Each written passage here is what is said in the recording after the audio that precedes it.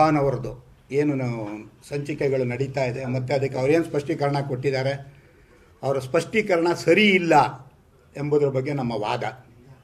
ಎರಡನೇದು, ನಾಳೆ ಜೂನ್ 25 ನಮ್ಮ ದೇಶಕ್ಕೆ ಸ್ವಾತಂತ್ರ್ಯ ಹರಣ ಮಾಡಿದಂಥ, ಎಮರ್ಜೆನ್ಸಿ ಡಿಕ್ಲೇರ್ ಮಾಡಿದಂಥ 50 ವರ್ಷಗಳ ಒಂದು ಆಚರಣೆ ಏನು ಮಾಡ್ತಿದ್ದೀವಿ ಅದಕ್ಕೆ ಸಂಬಂಧಪಟ್ಟಂಗೆ.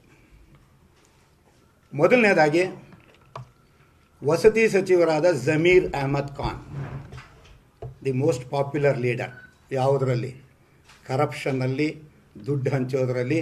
ನೋಡಿದ್ದೀರ ನೀವೆಲ್ಲ ಅವ್ರದ್ದು ವೀಡಿಯೋಗಳು ಫೇಸ್ಬುಕ್ಕಲ್ಲಿ, ದುಡ್ಡು ಹೆಂಗೆ ಹಂಚ್ತಾರೆ ಅಂತ. ಜೋಬಿಂದ ತೆಗೆದು ಕಂತೆ ದುಡ್ಡನ್ನ ಹಂಚೋದನ್ನು ನಾವೆಲ್ಲ ಫೇಸ್ಬುಕ್ಕಲ್ಲಿ, ಅವ್ರದ್ದು ಇನ್ಸ್ಟಾಗ್ರಾಮ್ನಲ್ಲಿ ನೋಡಿದ್ದೀವಿ. ಫೀಸ್ ಇಲ್ಲ ಅಂತಂದರೆ ಟಕ ಅಂತ 50,000 ಕೊಟ್ಬಿಡ್ತಾರೆ, ಮೊದಲೇ ಪ್ರೀ ಪ್ಲ್ಯಾನ್ ಮಾಡಿ. ಅವರ ಶಿಷ್ಯ, ಅವರ ಆಪ್ತ ಸಹಾಯಕ ಸರ್ಫರಾಜ್ ಖಾನ್, ಅವರೊಬ್ಬ ಸರ್ಕಾರಿಯ ಬಿ ದರ್ಜೆಯ ಗುಮಾಸ್ತ, ಸರ್ಕಾರಿ ಕರ್ಮಚಾರಿ. ಅವರು ಕಳೆದ 25 ವರ್ಷಗಳಿಂದ ಸರ್ಕಾರಿ ಸೇವೆಯಲ್ಲಿದ್ದಾರೆ. ಸರ್ಕಾರದ ಅವರೇ ನಿನ್ನೆ ಪತ್ರಿಕಾಗೋಷ್ಠಿನಲ್ಲಿ ಹೇಳ್ಕೊಂಡಿದ್ದಾರೆ, ಬೇರೆ ಬೇರೆ ಸರ್ಕಾರಗಳ ಬೇರೆ ಬೇರೆ ಇಲಾಖೆಗಳಲ್ಲಿ ಆಪ್ತ ಕಾರ್ಯದರ್ಶಿಯಾಗಿ ಕೆಲಸ ಮಾಡಿದ್ದೀನಿ ಅಂತ ಅವರೇ ಹೇಳ್ಕೊಂಡಿದ್ದಾರೆ. ಅದನ್ನು ನೀವೆಲ್ಲ ಪ್ರಸಾರ ಮಾಡಿದ್ದೀರಿ, ಪತ್ರಿಕೆಗಳಲ್ಲೂ ನೋಡಿದ್ದೀರಿ. ಇನ್ನು ನಮ್ಮ ಮೈಸೂರು ಜಿಲ್ಲೆ HD ಕೋಟೆ, ಅಲ್ಲಿ ಇಡೀ ದೇಶದಲ್ಲಿ ಯಾವುದಾದ್ರು ಒಂದು ತಾಲೂಕಿನಲ್ಲಿ 4 ಡ್ಯಾಮ್ ಇರೋಂಥ ಯಾವುದಾದ್ರು ಒಂದು ತಾಲೂಕಿದ್ರೆ ಅದು HD ಕೋಟೆ. ಅದು ಅತಿ ಹೆಚ್ಚು ವನ್ಯ ಮೃಗಗಳನ್ನು ಹೊಂದಿರತಕ್ಕಂಥ, ಅತಿ ಹೆಚ್ಚು ಅರಣ್ಯ ಪ್ರದೇಶವನ್ನು ಒಳಗೊಂಡಂಥ ಒಂದು ತಾಲೂಕು ಯಾವುದಾದ್ರು ಇದ್ದರೆ ಅದು ಹೆಗಡದೇವನಕೋಟೆ. ಹೆಗಡದೇವನಕೋಟೆ ಯಾತಕ್ಕೆ ಅಂದರೆ, ನಾಗರಹೊಳೆ ಮತ್ತು ಬಂಡೀಪುರ, ಕಾಕನಕೋಟೆ, ಈ 3 ಅರಣ್ಯ ಪ್ರದೇಶಗಳನ್ನು ಸಮ್ಮಿಲನಗೊಳ್ಳುತ್ತೆ ಹೆಗಡದೇವನಕೋಟೆನಲ್ಲಿ.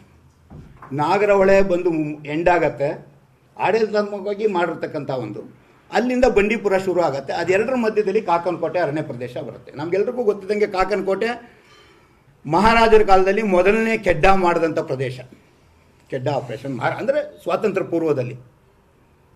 ಅದಾದ ನಂತರ ಸ್ವತಂತ್ರ ಬಂದ ನಂತರ ಯಾವಾಗ ಹುಲಿಗಳ ಸಂಖ್ಯೆ ಕಡಿಮೆ ಆಯಿತು, ಇದನ್ನು ವೈಲ್ಡ್ ಲೈಫ್ ಝೋನ್ ಆ್ಯಕ್ಟ್ನಲ್ಲಿ ಟೈಗರ್ ಸ್ಯಾಂಕ್ಚುರಿ ಅಂದರೆ ಹುಲಿ ಸಂರಕ್ಷಿತ ಪ್ರದೇಶ ಅಂತ ಸರ್ಕಾರ ಘೋಷಣೆ ಮಾಡಿದೆ. ಯಾವುದು?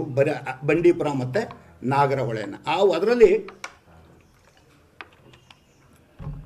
ಈ ಕಾಕನಕೋಟೆ ಸುತ್ತಮುತ್ತ ಎಲಿಫೆಂಟ್ ಕಾರಿಡಾರ್ ಇದೆ ಮತ್ತು ಹುಲಿಗಳು ಬರುತ್ತೆ. ನಾವೆಲ್ಲ ಇತ್ತೀಚೆಗೆ ನೋಡ್ತಾ ಇದ್ವಿ, ಕಳೆದ 1 ತಿಂಗಳಿಂದ 5-6 ಹುಲಿ ಮರಿಗಳು ತನ್ನ ತಾಯಿಯ ಜೊತೆಯಲ್ಲಿ ರಸ್ತೆಯಲ್ಲಿ ಓಡಾಡೋದನ್ನು, ಸಫಾರಿಗೆ ಹೋದಂಥ ಜನ ಅದನ್ನು ಸೆರೆ ಹಿಡಿದಿರುವಂಥದ್ದು, ಚಿತ್ರೀಕರಣ ಮಾಡಿರೋದನ್ನು ನಾವು ನೋಡಿದ್ದೀವಿ. ಹುಲಿಗಳ ಸಂತತಿ ಈಗ ಜಾಸ್ತಿ ಆಗಿದೆ. ಅತಿ ಹೆಚ್ಚು ಭಾರತದಲ್ಲಿ ಹುಲಿ ಇರೋ ಪ್ರದೇಶ ಕಾಕನಕೋಟೆ, ಬಂಡೀಪುರ ಪ್ರದೇಶ.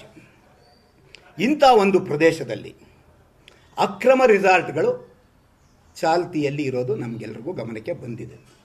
ಮುಂಚೆ ಅಲ್ಲಿ ಈಗ ಸರ್ಕಾರದ್ದೇ ಒಂದು ಜಂಗಲ್ ಲಾಡ್ಜಸ್ ಆ್ಯಂಡ್ ರಿಸಾರ್ಟ್ಸ್ ಅಂತಿದೆ.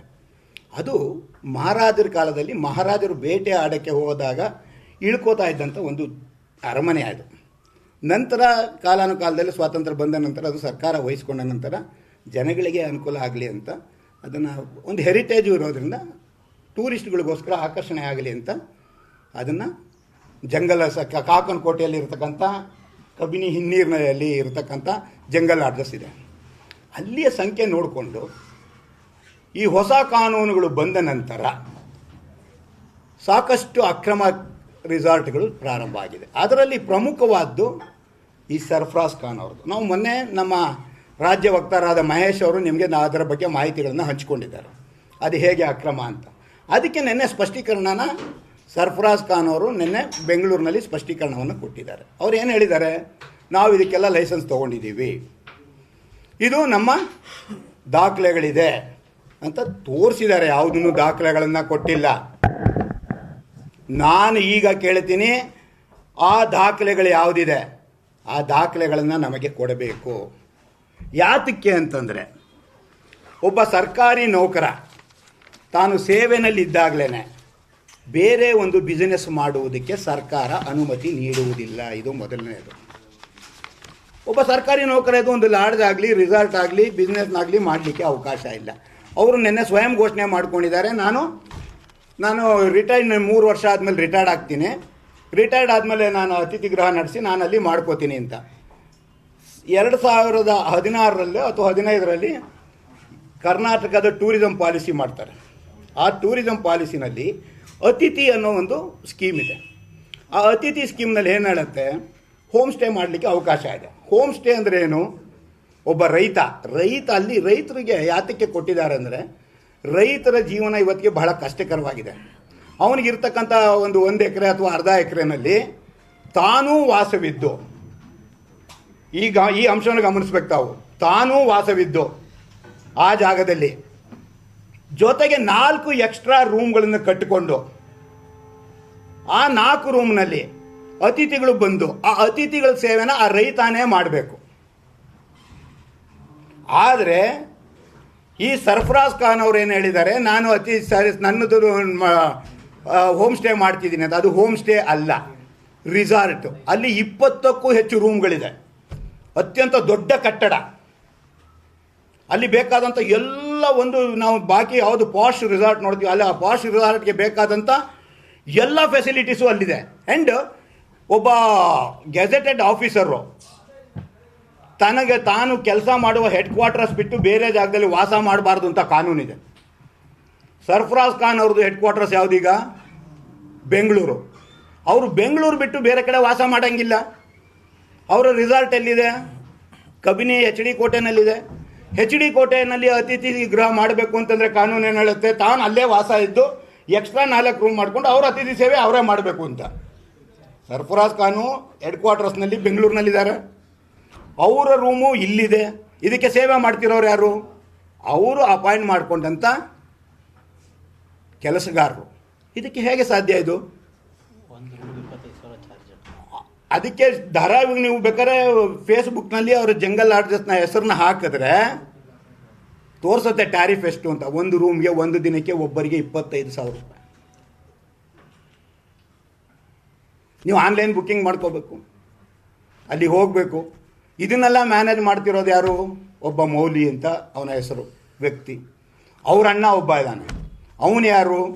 ಈ ಸರ್ಫರಾಜ್ ಖಾನ್ನ ವೈಯಕ್ತಿಕ ಪರ್ಸನಲ್ ಡ್ರೈವರ್. ಆ ಪರ್ಸನಲ್ ಡ್ರೈವರ್ ಹೆಸರಿನಲ್ಲಿ ಈ ರಿಸಾರ್ಟಿನ ಪಕ್ಕದಲ್ಲಿ 4 ಎಕರೆ ಜಾಗ ಇದೆ. ಆ ಜಾಗದಲ್ಲಿ ನಿಮ್ಮನ್ನೆಲ್ಲ ಕರ್ಕೊಂಡು ಹೋಗ್ತೀನಿ. ಒಂದು ದೊಡ್ಡ ಬೃಹತ್ ಕಟ್ಟಡ ಕಟ್ತಾ ಇದ್ದಾರೆ. ಆ ಕಟ್ಟಡನ ನಾವು ನಿಮ್ಮಂಥ ಸಾಮಾನ್ಯ ಮನುಷ್ಯರು, ಒಬ್ಬ ಇಂಜಿನಿಯರ್ ಓದದೇ ಇರತಕ್ಕಂಥ ನಾವು ನೀವು ಎಸ್ಟಿಮೇಟ್ ಮಾಡ್ಬೋದು, ಕನಿಷ್ಠ 100 ಕೋಟಿ ರೂಪಾಯಿ ಇನ್ವೆಸ್ಟ್ ಮಾಡ್ತಾ ಇದ್ದಾರೆ. ನೋಡಿದ್ರೆ ಹೇಳ್ಬೋದು ಇದಕ್ಕೆ ಎಷ್ಟಾಗತ್ತೆ ಅಂತ. ಒಬ್ಬ ಡ್ರೈವರು 100 ಕೋಟಿ ರೂಪಾಯಿ ಇನ್ವೆಸ್ಟ್ ಮಾಡೋಕ್ಕೆ ಸಾಧ್ಯನಾ? ಅದು ಸರ್ಕಾರಿ ನೌಕರ ಅಲ್ಲ. ಸರ್ಫರಾಜ್ ಖಾನ್ ಸರ್ಕಾರಿ ನೌಕರ, ಅವನ ಆಪ್ತ driver.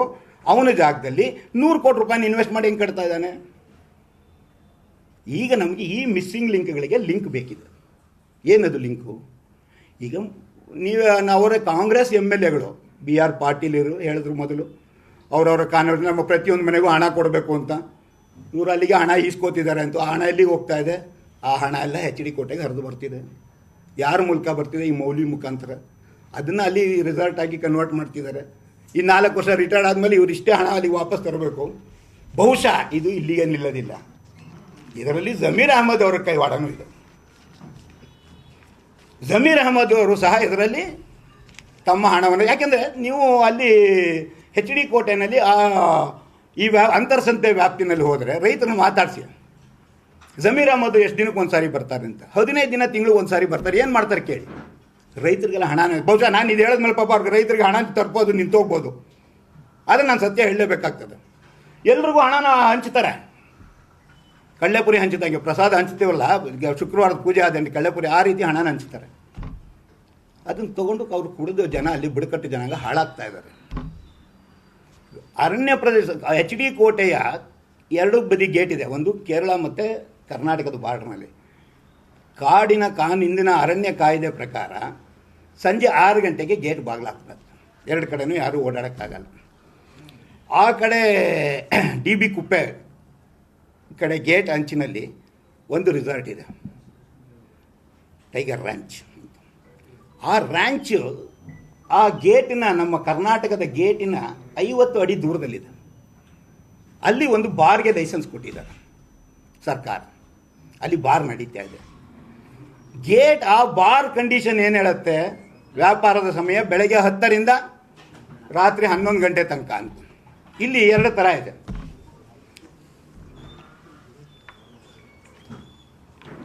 CL7, CL2, CL9, class 2, class 9, class 7 ಅಂತ ನಿಮಗೆಲ್ರಿಗೂ ಗೊತ್ತಿರೋದೆ. ಕ್ಲಾಸ್ 2 ಏನು ಹೇಳುತ್ತೆ, ವೈನ್ ಸ್ಟೋರ್ನಲ್ಲಿ ವ್ಯಾಪಾರ. ಕ್ಲಾಸ್ 2 ಅಲ್ಲಿ ಕುಡಿಯೋಕ್ಕೆ ಅವಕಾಶ ಇಲ್ಲ, ಪಾರ್ಸಲ್ ತೊಗೊಂಡೋಗ್ಬೋದು, ಮಿಕ್ಕಿದೇನೋ ಮಾಡ್ಕೋತಾರೆ, ಅದು ನಮಗೆ ಸಂಬಂಧ ಇಲ್ಲ. ಕ್ಲಾಸ್ 7 ಏನು ಹೇಳುತ್ತೆ, ರಿಸಾರ್ಟ್ಗಳಲ್ಲಿ ಲಿಕ್ಕರ್ ಸರ್ವ್ ಮಾಡ್ಬೋದು, ಆದರೆ ಅಲ್ಲಿ ಇರತಕ್ಕಂಥ ಗೆಸ್ಟ್ಗಳಿಗೆ ಮಾತ್ರ, ಆಚೆ ಕಡೆಯವರಿಗೆ ಕೊಡಲಿಕ್ಕೆ ಅವಕಾಶ ಇಲ್ಲ. ಯಾರು ರೂಮ್ ಮಾಡಿರ್ತಾರೆ ಅವ್ರಿಗೆ ಮಾತ್ರ ಕೊಡಬೇಕು. ಕ್ಲಾಸ್ 9 ಏನು ಹೇಳುತ್ತೆ, ಲಾಡ್ಜ್ ಆ್ಯಂಡ್ ರೆಸ್ಟೋರೆಂಟು, ಅವನು ಅಲ್ಲಿ ಎಣ್ಣೆ ಸರ್ವ್ ಮಾಡ್ಬೋದು, ಬಾರ್ಗೆ ಒಳಗಡೆ ಕೊಡ್ಬೋದು, ಅಲ್ಲೂ ಆಚೆ ಕಡೆಗೆ ಸರ್ವ್ ಮಾಡೋಂಗಿಲ್ಲ. ಆದರೆ ನಾನು ಹೇಳಿದಂಥ DB ಕುಪ್ಪೆದು ಲೈಸೆನ್ಸು ಕ್ಲಾಸ್ 7 ಇಲ್ಲಿದೆ.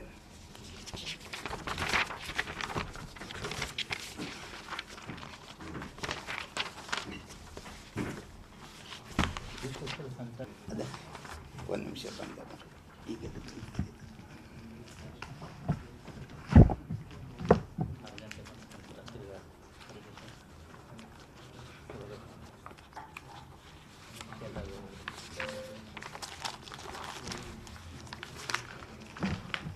ನಿಮಗೆ ಕೆಲವು ಫೋಟೋಗಳು ತೋರಿಸ್ತೀನಿ.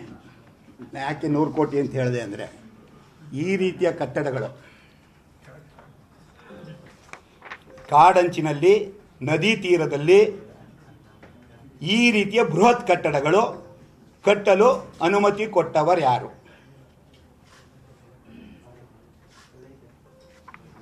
ಇದು ಒಂದು ಫೋಟೋ.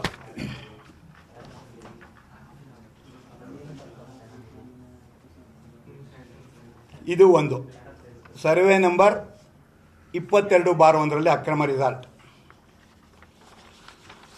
ಇದು ರಿಜೆಂಟಾ ಅಂತ. ನಾನು ಈಗೇನು ಹೇಳಿದೆ, DB ಕುಪ್ಪೆ ಬಾರ್ಡರ್ನಲ್ಲಿ ಇಷ್ಟು ದೊಡ್ಡ ಬೃಹತ್ತು. ಇದು ಸರ್ಫರಾಜ್ ಖಾನ್ ಜಮೀರ್ ಅಹಮದ್ ಅವರಿಗೆ ಸೇರಿದ್ದಲ್ಲ, ಇದು ಕಾಂಗ್ರೆಸ್ನ ಮತ್ತೊಬ್ಬ ಸಚಿವ ಸತೀಶ್ ಜಾರಕಿಹೊಳಿ ಸಂಬಂಧಿಕರಿಗೆ ಸೇರಿದಂಥ ಜಾಗ ಈ ರಿಸಾರ್ಟ್.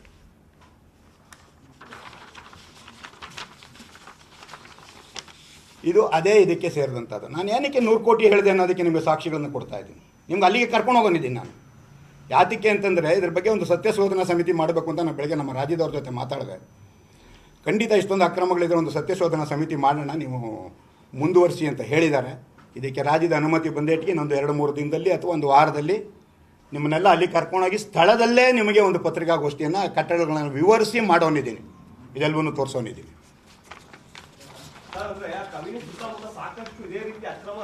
ಒಂದು ನಿಮಿಷ, ನಿಮ್ಮ ಪ್ರಶ್ನೆಗಳಿಗೆ ಸ್ವಲ್ಪ ಮೀಸಲು ಇಟ್ಕೊಳ್ಳಿ, ನನ್ನ ಮುಗಿಸ್ಬಿಡ್ತೀನಿ, ಆಯ್ತಾ? ಈಗ ಅಲ್ಲಿ ನಡೀತಿರ್ತಕ್ಕಂಥ ಬಾರ್ ಯಾರ ಹೆಸರಿನಲ್ಲಿದೆ?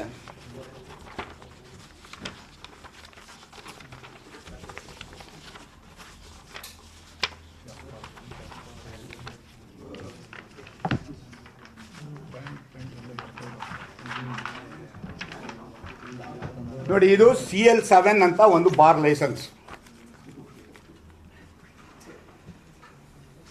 ಇದರ ಪಾಲುದಾರರು ಓದುತ್ತೀನಿ: ನಾರಾಯಣ ಬಿ, ಅಣ್ಣಪ್ಪ, ಮಹಾದೇವಿ, ಮಂಜುನಾಥ್. ಈ 3ನೇ ಹೆಸರನ್ನ ನೀವು ಸ್ವಲ್ಪ ಗಮನಿಸಬೇಕು. ಮಹಾದೇವಿ, ಮಂಜುನಾಥ್. ಈ ಮಂಜುನಾಥ್ ಯಾರು? ಮೈಸೂರಿನಲ್ಲೇ ಇದ್ದರು, DC ಎಕ್ಸೈಸ್ ಕಮಿಷನರು. ಅವರ ಪತ್ನಿ ಹೆಸರಿನಲ್ಲಿದೆ. ಇವರು ಪಾಲುದಾರರು. ಅದು ನೀವು ಕಂಡುಹಿಡೀರಿ ಸ್ವಾಮಿ, ಎಲ್ಲವೂ ನಾನೇ ಕಂಡುಹಿಡಿದು. ನೀವು ಈ ಪತ್ರಿಕರ್ತರು ಏನಾಗಿದೆ ಅಂದರೆ, ಈಗ ತನಿಖಾ ವರದಿಗಳನ್ನ ಮಾಡೋದೇ ಬಿಟ್ಬಿಟ್ಟಿದ್ದೀರಿ. ಎಲ್ಲವೂ ನಾನು ಮಾಡಿದ್ರೆ ನೀವು ರೆಡಿಮೇಡ್ ಊಟ ಹಾಕ್ದಂಗೆ ಆಗ್ಬಿಡ್ತಾ ಇದೆ. ನಾನು ಕ್ಲೂ ಕೊಡ್ತೀನಿ, ಉಳಿದು ನೀವು ತನಿಖೆ ಮಾಡಿ. ತನಿಖಾ ವರದಿಗಾರ ಯಾರು ಇಲ್ವಾ ಇಲ್ಲಿ? ಮಾಡಿ. ನನಗೆ ಗೊತ್ತು, ಅದನ್ನು ಕೊಟ್ಟವರು ಹೇಳಿ, ಅದನ್ನ ಹೇಳಲ್ಲ ನೀವು. ಇರಲಿ, ಅದೊಂದು ಭಾಗ ಹಾಸ್ಯ, ಒಂದು ಭಾಗ ಇರಲಿ. ಈಗ ನಾನು ಏನಕ್ಕೆ ಹೇಳ್ತಾ ಇದ್ದೀನಿ ಇದೆಲ್ಲ, ಇದು 2 ನಿಮಗೆ ಉದಾಹರಣೆ ಕೊಡ್ತೀನಿ. ಈ ರೀತಿಗಳು ನನ್ನ ಹತ್ರ ಈ ಥರದ್ದು 2 ಫೈಲ್ ಇದೆ. ನಾವು ರಿಜಿಸ್ಟ್ರಾರ್ ಜನರಲ್ ಸುಪ್ರೀಂ ಕೋರ್ಟ್ಗೆ ಮತ್ತು ಅರಣ್ಯಾಧಿಕಾರಿಗಳಿಗೆ ಇವುಗಳ ಬಗ್ಗೆ ಕ್ರಮ ತಗೊಳ್ಳಿ ಅಂತ ನಾವು ಈಗಾಗಲೇ ದೂರು ಕೊಟ್ಟಿದ್ದೀವಿ. ಕಾವೇರಿ ಸೇನೆಯವರು ಸಹ ಕೊಟ್ಟಿದ್ದಾರೆ, ಅವ್ರಿಗೂ ಸಹ ನಮ್ಮ ಹತ್ರ ಸಹಾಯ ಕೇಳಿ ಬಂದಿದ್ದರು. ನೀವು ನಿಮ್ಮ ಪಾಡಿಗೆ ನೀವು ಮಾಡಿಯಪ್ಪ, ನಿಮ್ಮ ಬೆನ್ನೆಲುಬಾಗಿ ನಾವು ನಿಲ್ತೀವಿ ಅಂತ ಅವ್ರಿಗೆ ಹೇಳಿದ್ದೀವಿ.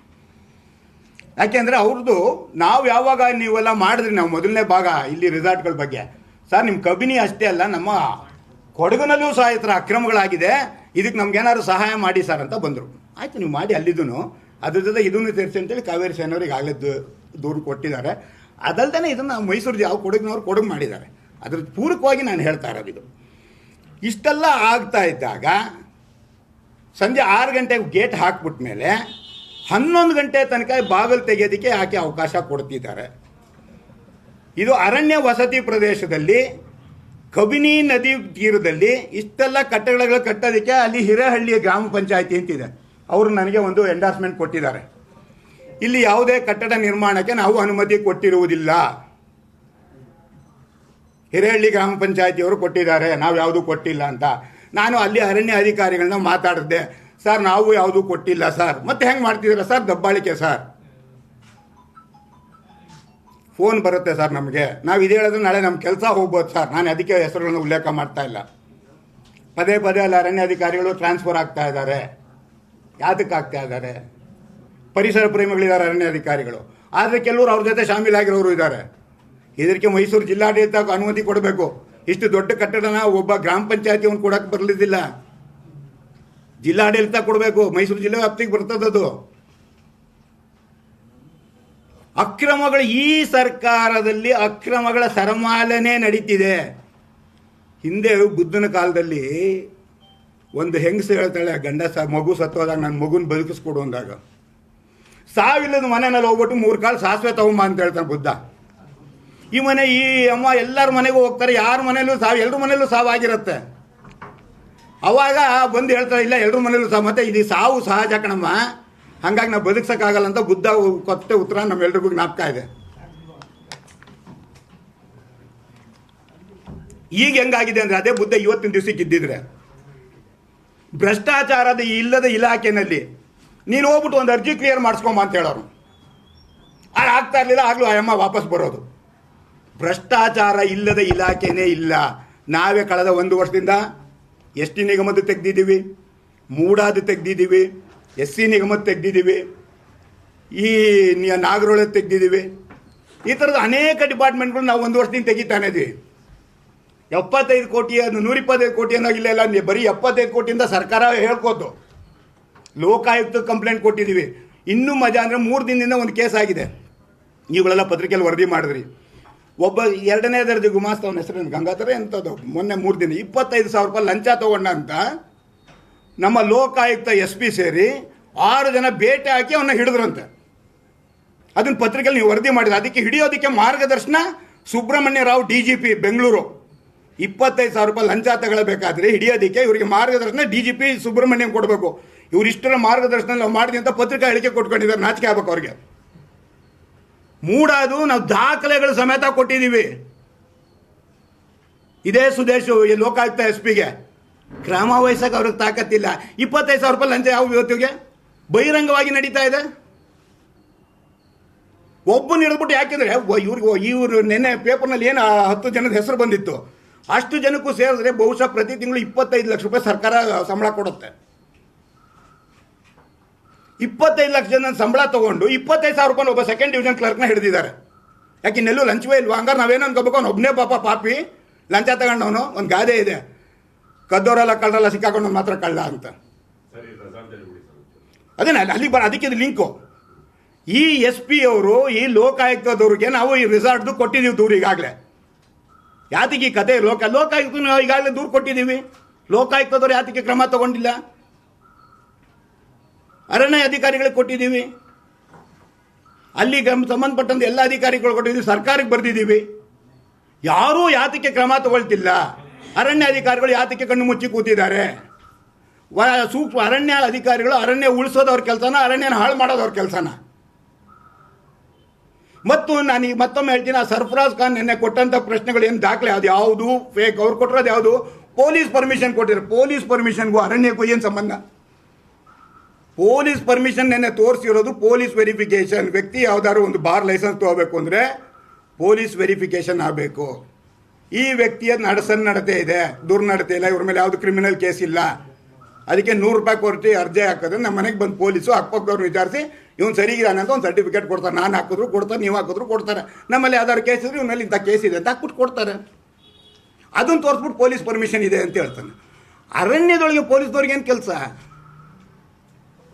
ಆ್ಯಂಡ್ ಇವನಿಗೆ ಸರ್ಕಾರದಿಂದ ಪರ್ಮಿಷನ್ ತೊಗೊಂಡಿದ್ದಾನೆ ಇಷ್ಟೊಂದು ಬಿಸ್ನೆಸ್ ಮಾಡ್ಲಿಕ್ಕೆ. ನಾನು ಆಗಲೇ ಹೇಳಿದೆ, ಅವನ ಹತ್ರ ದಾಖಲೆಯನ್ನು ತೋರಿಸೋದಲ್ಲ, ಪತ್ರಿಕೆಗಳಿಗೆ ಬಿಡುಗಡೆ ಮಾಡಬೇಕು.